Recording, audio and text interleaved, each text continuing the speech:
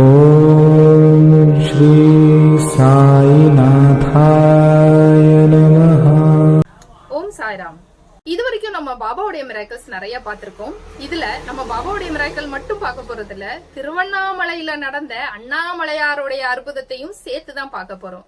பாபா சிவனுடைய ரூபம், அதாவது தத்தா, விஷ்ணு, பிரம்மா, விஷ்ணு, சிவன், இந்த 3 பேர்த்தோடைய கடைசி அவதாரமா தான் நம்ம பாபா வந்து திகழ்றாரு.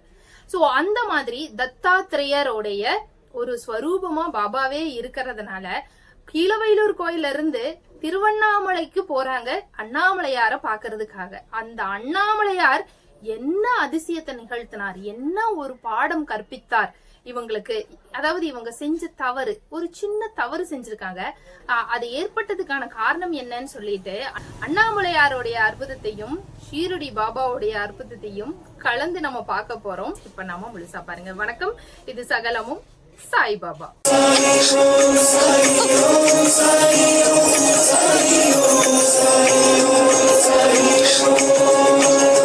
நம்ம வணங்குற எல்லா ஆண் தெய்வமும் சிவன் தான், பெண் தெய்வமும் சிவன் தான் அப்படிங்கறத நம்மள பல பேர்த்தோடைய மனசு ஏற்க மறுக்குது. ஏன் அப்படின்னா சிவனும் சக்தியும் வேற இல்ல. சிவன் சக்தி ரெண்டுமே சிவனுடைய ரூபம் தான். நீங்க வணங்குற பெண் தெய்வமும் சிவன் தான், ஆண் தெய்வமும் சிவன் தான், நீங்க வணங்குற பாபாவும் சிவனுடைய ரூபம் தான். தத்தா யார்? பிரம்மா, விஷ்ணு, சிவன், இந்த 3 ஒரு ரூபத்தோடைய கடைசி அவதாரம் தான் நம்மளுடைய பாபா. சமீபமா இப்ப போன மாசம் நடந்த ஒரு விஷயம், சரி, சிவராத்திரி வந்தது இல்லையா, சிவராத்திரியில நடந்த ஒரு விஷயம். கீழவயலூர் கோயில இருந்து குருஜி நீரஜக்கா, அப்புறம் ஆரிவர்க் மேம் இருக்காங்க இல்லையா, அவங்க, அது போக வந்து இன்னும் சில பக்தர்கள் எல்லாரும் ஒன்னா சேர்ந்து கரெக்டா சிவராத்திரி முடிஞ்சு வந்த அந்த ஒரு நாள் அமாவாசை, அடுத்த அமாவாசை அந்த நாள்ல வந்து திருவண்ணாமலை போகணும் அப்படின்னு சொல்லி முடிவு பண்றாங்க. திருவண்ணாமலைக்கு போறாங்க, கார் எடுக்கிறாங்க, கோயிலுக்கு போறாங்க. கோயிலுக்கு போய் அண்ணாமலையார கண்குளிர தரிசனம் பண்றாங்க. கண்குளிர தரிசனம் பண்ணி திரும்பவும் கோயில இருந்து கிளம்பிட்டாங்க. கிளம்பி வெளியில வந்ததுக்கு அப்புறம் வண்டி எடுக்கிறாங்க. வண்டி வந்து ஸ்டார்ட் ஆகல. எவ்வளவு தூரம், திருச்சியில இருந்து திருவண்ணாமலைக்கு நல்லபடியா போயிட்டு இருந்த கார் அண்ணாமலையார தரிசனம் பண்ணிட்டு கிளம்பும் போது கார் கிளம்ப மாட்டேங்குது. சர்வீஸ்க்கு வருவாங்க, வந்து பாப்பாங்க இல்லையா, அந்த மாதிரி ஒரு சர்வீஸ்க்காக கூப்பிட்டு இருக்காங்க. ஒரு பையன் வர்றான், வந்து காரை பாக்குறாங்க, ரெடி பண்றான். ரெடி பண்ணிட்டு ஓகே கார் ரெடி, நீங்க ஸ்டார்ட் பண்ணலாம் அப்படின்னு சொல்லிட்டு ஒரு 200 ரூபாய காசு வாங்கிட்டு காரை ரெடி பண்ணி கொடுத்துட்டு போறான். இவங்க காரை வந்து ஸ்டார்ட் பண்றாங்க. சாப்பிடுற இடத்துல நிறுத்துறாங்க, ஒரு ஹோட்டல்ல சாப்பிடறதுக்காக நிறுத்துறாங்க. சாப்பிட்டு வர்றாங்க, திரும்பவும் காரை ஸ்டார்ட் பண்றாங்க, கார் ஸ்டார்ட் ஆகல. திரும்பவும் வேற ஒரு சர்வீஸ்க்காக மெக்கானிக்க கூப்பிடுறாங்க.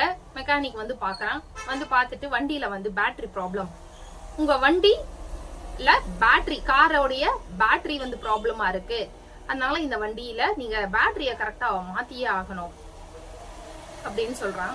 காசு வாங்கிக்கிட்டான். அவன் வந்து அவன் பங்குக்கு ஒரு 200 ரூபாய வாங்கிட்டு கார் இனி ஸ்டார்ட் ஆகும் பாருங்க அப்படின்னு சொல்லிட்டு போறாங்க. கார்ல போன இவங்க ஆரிவர்க் மேம், கார் வந்து ஆரிவர்க் மேம் உடையது. ஆரிவர்க் மேமுக்கு வந்து என்னன்னா ஒரே பதட்டம், என்னடா இது நல்லா இருந்த கார் ஏன் திரும்ப திரும்ப இப்படி ப்ராப்ளம் ஆகுது, ஏன் கார் எடுக்க முடியல, அது எல்லாருக்கும் இருக்கு இல்லையா. சரின்னு ஆரிவர்க் மேம் வந்து என்ன சொல்றாங்கன்னா, சரி நம்ம வந்து பேட்டரி மாத்திரலாம் அப்படின்னு. ஒரு 7000 ரூபாய் செலவாகும் அந்த பேட்டரி மாத்த. ஆனா 7000 ரூபாய் செலவானாலும் அந்த பேட்டரிய எங்க போய் இந்த ஊர்ல பேட்டரி கடையை தேடுறது, எங்க போய் வாங்குறது அப்படின்னு அவங்களுக்கு தெரியல. அப்ப ஒரு 2 செகண்ட் தான் அவங்க வந்து கண்ணை மூடி பாபா கிட்ட வந்து சொல்றாங்க, எங்க போய் நான் வந்து பேட்டரி கடையை தேடுறது பாபா, எனக்கு வந்து நீங்க கொஞ்சம் காட்டி கொடுங்க, கடை எங்க இருக்கு, நான் என்ன பண்றது அப்படின்னு சொல்லி அவங்க கேட்ட அடுத்த செகண்டே பாத்தீங்க அப்படின்னா இவங்க கார் எங்க நின்னுகிட்டு இருந்ததோ அந்த இடத்துக்கு நேர் ஆப்போசிட்லயே இவங்களுக்கு வந்து ஒரு பேட்டரி கடை தெரிஞ்சிருக்கு. அந்த இவங்க கரெக்டா என்ன பண்றாங்கன்னா, கடை இங்கேயே இருக்கு அப்படின்னு சொல்லி இவங்க அந்த கடைக்கு போகும்போது கரெக்டா அந்த இடத்துல எங்க இருந்தும் ஒரு வயசானவர் வெள்ளை கலர்ல ட்ரெஸ் போட்டு, பாபா மாதிரியே ஒயிட் அண்ட் ஒயிட்ல ட்ரெஸ் போட்டு, தலையில தலப்பா கட்டி தோல்ல வந்து ஒரு ஜோல்னா பை முடிச்சு போட்டு, துணியில வந்து முடிச்சு போட்ட மாதிரி தோல்ல ஒரு ஜோல்னா பை மாட்டிட்டு, ஒரு கையில செங்கல் வச்சிருந்தாராம். ஒரு கையில செங்கலையும் இன்னொரு கையில ஒரு 7 வயசு பையனை கூட்டிக்கிட்டு அவங்க கண்ணு முன்னாடி இப்படி கிராஸ் பண்ணிட்டு போனத ஆரிவர்க் மேமும் எல்லாருமே வந்து பாத்திருக்காங்க. அதாவது அந்த ஊருக்குள்ள அந்த மாதிரி ட்ரெஸ் பண்ணிட்டு யாருமே இது வரைக்கும் அவங்க வந்து பார்த்ததே இல்ல. அதாவது நம்ம ஊருக்காரங்க மாதிரியே இல்ல ட்ரெஸ் பண்ண விதம். ஒரு வித்தியாசமான ட்ரெஸ்ல பார்க்க சாக்ஷாத் பாபா மாதிரியே இவங்க கண்ணுக்கு வந்து தெரிஞ்சிருக்காரு. கரெக்டா அந்த பேட்டரி கடையவே அவர் வந்து கிராஸ் பண்ணிட்டு போறாரு.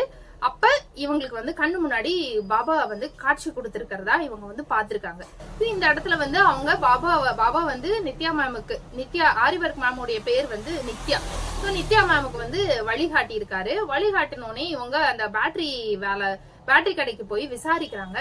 பேட்டரி கடைக்காரரு காரை வந்து செக் பண்றாரு. செக் பண்ணி பார்த்தா அந்த கார்ல எந்த ப்ராப்ளமும் இல்ல. யாரு சொன்னா இந்த கார்ல வந்து பேட்டரி ப்ராப்ளம் அப்படின்னு சொல்லி, இந்த பேட்டரி 3 வருஷத்துக்கு வேலை செய்யும், அவ்வளவு நல்லா இருக்கு அப்படின்னு சொல்லி, ஏதோ ஒரு சின்ன ஒரு ப்ராப்ளம் தான் அப்படின்னு அந்த சின்ன பிரச்சனைய சரி பண்ணிட்டு வெறும் 50 ரூபா தான் வாங்கினாரு அப்படின்னு சொல்றாங்க. அந்த நேரத்துல குருஜி தான் கார் ஓட்டிட்டு இருந்திருக்காரு. டிரைவர் சீட்ல குருஜி தான் இருந்திருக்காரு. அப்ப ஏதாவது சேர்த்தி வேணுமா அப்படின்னு கேட்ட போது, உழைப்புக்கு தகுந்த ஊதியம் இருந்தா எனக்கு போதும், மத்தவங்கள மாதிரி நான் வந்து பொய் சொல்லி எல்லாம் நான் எக்ஸ்ட்ராவா காசு கேட்க மாட்டேன், உழைப்புக்கு தகுந்த ஊதியம் இருந்தா போதும் அப்படின்னு சொல்லி வெறும் 50 ரூபாய வாங்கி அந்த காரை வந்து ரெடி பண்ணிட்டு குருஜிய பார்த்து நமஸ்காரம் பண்ணிட்டு அந்த கடைக்காரர் போயிட்டாரு அப்படின்னு சொல்றாங்க. இவங்க எந்த கடைக்காரரை கூப்பிட்டு பார்த்தாங்களோ அந்த கடையில பாபாவோட விக்கிரகமும் இருந்ததை இவங்க நோட்டீஸ் பண்ணிருக்காங்க. சோ 7000 ரூபாய் செலவு பண்ணலாம் அப்படின்னு சொல்லி இவங்க நினைச்சுக்கிட்டு இருந்த அந்த நேரத்துல பாத்தீங்க அப்படின்னா, இவங்க எந்த செலவுமே இல்லாம இவங்களுக்கு பாபா வந்து 50 ரூபாய் செலவுல எல்லாத்தையுமே ரெடி பண்ணி கொடுத்துட்டாரு. ஸோ அவங்களுக்கு வந்து அது சாக்ஷாத் அதை செய்யும் போது பாபாவே கண் முன்னாடி தோன்றி எங்களை இப்படி கிராஸ் பண்ணி போனாரு. அதை கிராஸ் பண்ணி போகும்போது எங்களுக்கு வந்து நேர்லயே பாபா சாக்ஷாத் தரிசனம் கொடுத்தாரு, காட்சி கொடுத்தாரு அப்படின்னு சொல்லி இவங்களுக்கு பயங்கரமா ஒரு மெய்சில் இருக்க அந்த விஷயத்த வந்து ஷேர் பண்ணாங்க. இந்த இடத்துலதான் இன்னொரு சூட்சமா இருக்கு. என்ன அப்படின்னா, போற வழியில இந்த கார் வந்து ப்ராப்ளமே இல்லாத இந்த காரை ஏன் 2 மெக்கானிக் இதுக்கு முன்னாடி 2 பேர் பாத்துருக்காங்க. பாத்துட்டு ஒரு 200 ரூபாய வாங்கிட்டு போயிட்டாங்க இல்லையா. கார்ல ப்ராப்ளமே இல்ல அப்படின்னா ப்ராப்ளம் இல்லைன்னு சொல்லி இருக்கலாம். ஆனா அவங்க வந்து அது ப்ராப்ளம் இது ப்ராப்ளம்னு காரை வந்து 200 ரூபாய் ஆளுக்கு 200 ரூபாய வாங்கிட்டாங்க. வாங்கி காரை வந்து ஸ்டார்ட் பண்ணி கொடுத்துட்டு போனாலும் அந்த கார் வந்து ஸ்டார்ட் ஆகவே இல்லை. கடைசியில இவர்கிட்ட வந்துதான் அந்த கார் வந்து ரெடி ஆச்சு. சோ இது ஏன் நடந்தது அப்படின்னு அவங்க யோசிச்சு பார்க்கும்போதுதான் அவங்க செஞ்ச ஒரு சின்ன தவறு அவங்க கண்ணுக்கு முன்னாடி தோன்றி இருக்கு. நம்ம அண்ணாமலையார பார்க்க போனோம்ல, அண்ணாமலையார பார்க்க போன போது எதுவுமே நம்ம வாங்கிட்டு போகலையே அப்படின்னு அப்பதான் அவங்களுக்கு ஸ்ட்ரைக் ஆகுது. ஒரு ஹரிபரியில போய் தரிசனம் பண்ணிட்டு கிளம்புன அவசரத்துல அடுத்து வந்து ஒரு குலதெய்வ கோயிலுக்கு போகணும் அப்படிங்கிற ஒரு அவசரத்துல இவங்க போகும்போது எதுவும் வாங்கிட்டும் போகலையா, கோயில்ல தட்சணையும் போடலையா, உண்டியலையும் போடல, தட்டத்திலையும் போடல. அவசரமா தரிசனம் பண்ணிட்டு நாங்க வெளியில வந்து காரை ஸ்டார்ட் பண்றோம், கார் ஸ்டார்ட் ஆகல அப்படின்னு சொல்றாங்க. அப்ப அந்த நேரத்துல என்ன நடந்திருக்கு அப்படின்னா, என்ன வந்து பார்த்த நீ எனக்கு தட்சணை கொடுக்காம போறையே அப்படின்னு சொல்லி அண்ணாமலையார் மெக்கானிக் ரூபத்துல வந்து நல்லா இருக்கிற காரை ஸ்டார்ட் பண்ண விடாம பண்ணி அந்த காரை ரிப்பேர் பண்றேங்கிற பேர்ல வந்து 200 ரூபாய தட்சணையா, அதாவது 2 வாட்டி 200 ரூபாயா 2 தடவை காணிக்கையா வாங்கிட்டு அதுக்கப்புறம் பேட்டரி கடைய காட்டி அதுல இருக்கிற ஒரு சின்ன பிரச்சனைய சரி பண்ணி அங்க ஒரு 50 ரூபாய் தட்சணைய வாங்கி அதுக்கப்புறம் தான் திருவண்ணாமலையில இருந்து அந்த காரே ஸ்டார்ட் ஆச்சு அப்படின்னு சொல்றாங்க. நான் நிறைய இடத்துல சொல்லியிருக்கேன், கோயிலுக்கு போகும்போது சும்மா போகாதீங்க. ஏதாவது ஒண்ணு சின்ன கல்லு உருண்டை வாங்கிட்டு போனா கூட கடவுள் அதை ஏத்துக்குவார். நீங்க பிரம்மாண்டமா பெருசா எதுவும் வாங்கிட்டு போக வேண்டாம், ஆனா சின்னதா ஏதாவது வாங்கிட்டு போகணும். வாங்கிட்டு போய் சமர்ப்பணம் பண்ணணும். அந்த தெய்வத்துக்கு உங்க கையால நீங்க ஒண்ணு வாங்கி கொடுக்குறீங்க அப்படிங்கறதே ஒரு ரொம்ப பெரிய விஷயம். அப்படி இல்ல, வாங்கிட்டு போக டைம் இல்ல, ஷாப்பிங் பண்ண டைம் இல்ல அப்படின்னா கடைசிக்கு தட்டத்துல ஒரு 10 ரூபாயாவது தட்சணைய போட்டு வாங்க, இல்ல ஒண்டியல்ல காசு போட்டு வாங்க. ஏன்னா அந்த தெய்வம் நம்ம கிட்ட இருந்து எதிர்பார்க்கும். அந்த எதிர்பார்ப்பு அவங்களுக்காக இல்ல, நம்மளுடைய கர்ம வினைகளை கழிக்கிறதுக்காக தான் நம்ம கிட்ட இருந்து தட்சணையை இறைவன் எதிர்பார்க்கிறார் அப்படிங்கறத எந்த இடத்துலயும் மறந்துடாதீங்க. எந்த அளவுக்கு அண்ணாமலையார் வந்து ஒரு அருமையான அற்புதம் பண்ணியிருக்காரு நீங்க நினைச்சு பாருங்க. அண்ணாமலையாரோ பாபாவோ எல்லாமே ஒண்ணுதான். இவங்க அண்ணாமலையார தரிசனம் பண்ணிட்டு வெளியில வர்றாங்க. வெளியில வந்த இடத்துல பாபாவே சாக்ஷாத் கண்ணு முன்னாடி கிராஸ் பண்ணி போனதை பாத்திருக்காங்க. அந்த நேரம் பாபாவோடைய நேரடி தரிசனமே நித்யா மேமுக்கு கிடைச்சிருக்கு, அந்த ஹோல் டீமுக்கே கிடைச்சிருக்கு. அப்படின்னா எப்படி இருக்கும் நீங்க நினைச்சு பாருங்க. ரெண்டாவது மிஸ்டேக், ரீசெண்டா வந்து குருஜி நீரஜ் அக்கா வந்து கீழவயலூர் கோயில்ல இருந்து ஃபேமிலியா அவங்க இப்பதான் ஒரு 10 days முன்னாடி ஷீரடி போயிட்டு வந்தாங்க. ஷீரடி போய் தரிசனம் பண்ணிட்டு ரிட்டர்ன் வரும்போது பாத்தீங்க அப்படின்னா இவங்க ஃபுட் எல்லாம் பேக் பண்ணிருக்காங்க, கிளம்பிட்டாங்க. ஷீரடியில இருந்து கிளம்பிட்டாங்க, ஃபுட் எல்லாம் பேக் பண்ணிருக்காங்க. ஒரு கிளம்பி வர்ற வழியில, பூனா போற வழியில வந்து ஒரு பெட்ரோல் பங்க் கிட்ட வண்டியை நிறுத்தி ஃபுட்டு வந்து சாப்பிட்டு இருந்திருக்காங்க. இட்லி பேக் பண்ணிருக்காங்க. இட்லி சாப்பிட்டு இருக்கும் போது எங்க இருந்து ஒரு சின்ன பையன் வந்திருக்கான். சின்ன பையன் வந்து எனக்கு பசிக்குது, எனக்கு சாப்பாடு கொடுங்க அப்படின்னு சொல்லி கேட்டிருக்கான். கேட்ட போது குருஜி ஒரு பொட்டலத்தை எடுத்து அவனுக்கு கொடு அப்படின்னு சொல்லி குருஜி சொல்லியிருக்காங்க. ஆனா நீரஜ் அக்கா வந்து கூட வந்தவங்க நிறைய பேர் கூட வந்திருக்காங்க. கூட வந்தவங்களுக்கு சாப்பாடு பத்தாம போயிருச்சுன்னா என்ன பண்றது அப்படின்னு சொல்லிட்டு முதல்ல இவங்க எல்லாரும் சாப்பிடட்டும், அப்புறமா மிச்சமான இந்த பையனுக்கு கொடுக்கலாம் அப்படின்னு சொல்லி நீரஜ் அக்கா யோசிச்சிருக்காங்க. கொடுக்க வேண்டாம்னு நினைக்கல. பட் அவங்களுக்கு என்னன்னா சாப்பாடு அரேஞ்ச் பண்ணிருக்கோம், அவங்களுக்கு பத்தாம போச்சுன்னா என்ன பண்றது, எவ்வளவு பொட்டலம் இருக்குன்னு அந்த அக்காக்கு தெரியல. சோ ஃபர்ஸ்ட் இவங்க சாப்பிடட்டும் அப்படின்னு அந்த பையனை வெயிட் பண்ண சொல்லியிருக்காங்க. சாப்பிட்டு முடிச்சுட்டு இவங்க வந்து பொட்டலம் மிச்சம் ஆயிருக்கு. ஆனா அதை குடுக்கலாம்னு திரும்பி பார்க்கும்போது பார்த்தா அந்த பையனை காணாங்களா. அந்த பையன் காணோம்னே நீரஜ் அக்காக்கு வந்து பயங்கரம் ஷாக் ஆயிடுச்சு. இவங்க சாப்பிட்டு முடிக்கிற வரைக்கும் இருந்த பையன் இவங்க சாப்பிட்டு முடிச்சோடனே குடுக்கலாம்னு நினைக்கும் போது அந்த பையனை காணோம் அப்படிங்கிறாங்க.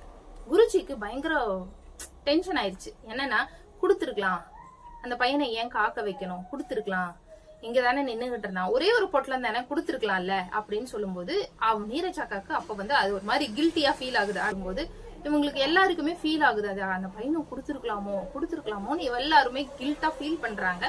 பூனா போய் ரீச் ஆயிட்டாங்க. சோ நிறைய இட்லி பார்சல் வந்து மிச்சமாயிருக்கு. சோ அங்க இருந்த ஒரு சிலர் எல்லாம் கூப்பிட்டு அந்த பொட்டலத்தை வந்து டிஸ்ட்ரிபியூட் பண்ணிட்டாங்க நீரஜ் அக்கா. அதை கொடுத்ததுக்கு அப்புறம் தான் கொஞ்சம் அவங்களுக்கு சமாதானம் ஆயிருக்கு. ஆனா பாபாவுக்கு அதுல சமாதானம் இல்ல. ஏன்னு கேளுங்க, ஒரு செமையான ஒரு விஷயத்த பண்ணிட்டாருங்க. இவங்க ட்ரெயின் ஏறிட்டாங்க. ஒரு பர்த் கன்ஃபார்ம் ஆகல, நீரஜ் அக்காவுக்கு ஒரு பர்த் வந்து கன்ஃபார்ம் ஆகல. சோ பொண்ண தன்னுடைய பர்த்லயே வச்சு படுக்க வச்சுக்கிட்டாங்க. சோ பொண்ணும் இவங்களும் இந்த அக்காவும் ஒரே பர்த்ல படுத்துட்டாங்க. படுத்து தூங்கிட்டாங்க. ஆனா நடுராத்திரில ஒரு சம்பவம் நடந்திருக்குங்க. என்னன்னா நீரஜ் அக்கா வந்து எதுக்கோ எந்திரிச்சு பார்க்கும்போது இவங்களுடைய பர்த்ல வந்து ஒரு பேக் இருந்திருக்கு. அந்த பேக் யாருதுன்னு நீரஜ் அக்காக்கு தெரியல. இது யார் பேக், இது எப்படி இங்க வந்துச்சு அப்படின்னு இவங்களுக்கு தெரியவே இல்ல. இவங்க எந்திரிச்சு அந்த பேக் பாக்குறாங்க. சோ இவங்க என்ன பண்றாங்கன்னா இவங்க சீட்ல இருந்த அந்த பேக்கை எடுத்து ஆப்போசிட்ல இருக்க லேடி கிட்ட கேக்குறாங்க, இந்த பேக் உங்களுதா அப்படின்னு கேட்டிருக்காங்க. அவங்க ஆமா அப்படின்னு சொன்ன உடனே இது எப்படி என் சீட்டுக்கு வந்துச்சுன்னு எனக்கு தெரியல, இந்தாங்க உங்களுடைய பேகு, இதுல என்ன இருக்கோ தெரியல, அதுல எல்லாமே இருக்கான்னு செக் பண்ணிக்கோங்க அப்படின்னு சொல்லி நீரஜ் அக்கா பேக கொடுக்குறாங்க. அவங்களும் அதை வாங்கி வச்சுக்கிட்டாங்க. இவங்க வந்து தூங்கிட்டாங்க. சோ இவங்களுக்கு வந்து ஒரே கன்ஃபியூஷன், அது எப்படி ஆப்போசிட் பர்த்ல இருக்கிறவங்களுடைய பேக் நம்ம சீட்ல வந்துச்சு அப்படின்னு நீரஜ் அக்காவுக்கு ஒரு கன்ஃபியூஷன். பொண்ணு கேட்டிருக்காங்க.